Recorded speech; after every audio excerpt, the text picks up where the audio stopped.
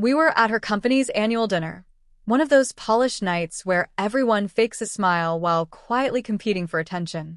I'd spent the entire week helping Claire prepare, picking out her dress, rehearsing her presentation with her, even calming her down when nerves got the best of her. But that night, as we walked through the doors and I reached for her hand, she pulled away. Her voice came out soft, but the words cut sharp. "Don't let them think we're a couple." For a second, I froze. The laughter, the music, the sound of clinking glasses, all of it vanished into silence. I just stood there, staring at her, wondering if I'd heard right. She looked back at me with calm, almost detached eyes, like what she'd said made perfect sense. Then, without another glance, she tucked a strand of hair behind her ear and walked ahead, leaving me behind like some stranger who'd accidentally followed her in. I didn't make a scene. I didn't ask why. I just followed quietly, though something inside me cracked that night. I watched her from a distance, laughing too loudly, leaning too close to her boss, pretending like I wasn't even there. Claire had changed. Or maybe she'd always been like this, and I had just refused to see it. When we first met, she was everything I thought I wanted: confident, driven, radiant. I admired her ambition and independence. But somewhere along the way, she stopped seeing me as her partner and started treating me like a prop, useful when she needed me, invisible when she didn't. That dinner made it impossible to ignore anymore. Every polite smile to others, every cold glance my way, every time she said, "I" instead of "we," it all started adding up. After her speech, the crowd gathered around her, showering her with praise. She basked in it, glowing with pride. I stood quietly to the side, clapping softly, pretending not to notice that she hadn't introduced me to a single person all night. When the evening ended and we stepped outside, the air was cold, and so was the silence between us. She looked stunning under the streetlight, but her eyes held no warmth when she turned to me. "Thanks for coming," she said, as if I were just another coworker.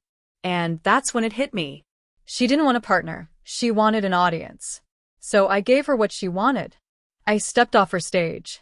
The next morning, sunlight spilled through the blinds, falling on her side of the bed. Empty. Her purse and phone were gone. Maybe she was out for a jog. Maybe already at work. I didn't care to know. I just sat there staring at that empty space. I'd spent years filling it with patience, love, and quiet understanding. Every time she belittled me in public, I made excuses. Every time she brushed off my affection, I convinced myself she needed space. Whenever she said, "Don't make everything about feelings," I swallowed my pride and smiled through it. But last night, something died inside me. I got up, showered, and began packing, not out of anger, but calm resolve. My heart wasn't racing. My hands didn't tremble. It felt like I had simply run out of emotion. After enough humiliation, pain stopped screaming. It turns into clarity. By the time she got home, the living room was bare. My photos, my shoes, my things, all gone. On the counter, a folded note waited for her. It said only one line: "You didn't want people to think we were a couple. Now they won't." I didn't stay to see her reaction. I turned off my phone, loaded my suitcase, and drove away. For the first time in years, I wasn't chasing peace. I was choosing it. Weeks passed. Mutual friends reached out, saying Claire told everyone I'd overreacted, that I was too sensitive, that I didn't understand her professional image. I couldn't help but laugh. It was never about image, it was about respect. And here's the funny thing. When you walk away quietly, it shakes people more than any fight ever could. They expect drama, anger, desperate messages. But silence shows them they've lost control. 2 months later, I ran into her by accident at a downtown cafe. She looked up, startled. For a moment, pride flickered in her eyes. Then something else. Regret, maybe. I gave her a polite smile, a small nod, and walked right past. She said my name softly at first, then louder. I didn't stop, because sometimes the loudest thing you can ever say is nothing at all. Life after Claire was peaceful, not lonely, just quiet in a way that lets you finally hear your own thoughts again. I moved into a small one-bedroom near the edge of the city. Bare walls, secondhand furniture, but it felt more like home than that fancy house ever did. No tension. No silent treatments. Just calm. Mornings, I'd walk to the cafe, sip coffee, read the paper instead of waiting for texts that never came. I started running again, joined a volunteer group, reconnected with people I'd lost along the way. At first, it felt strange not having to prove my worth every day. But slowly, that peace started to feel natural. Months later, she texted me, "I miss you." I stared at the message for a long time before deleting it. Not out of bitterness, but because I finally understood something. Missing me didn't mean she'd changed.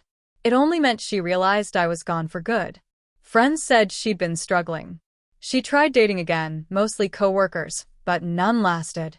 She built her whole identity around being untouchable, admired, envied, but never truly known.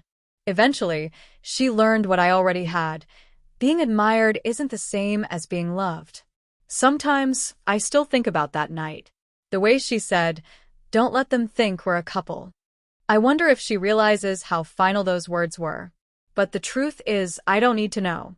Closure doesn't come from the one who hurt you explaining why. It comes from accepting that they did, and knowing you survived anyway. Now, when I see couples holding hands, I don't feel bitterness. I feel gratitude. Because I know what it's like to reach for someone who pulls away, and what it's like to finally stop reaching.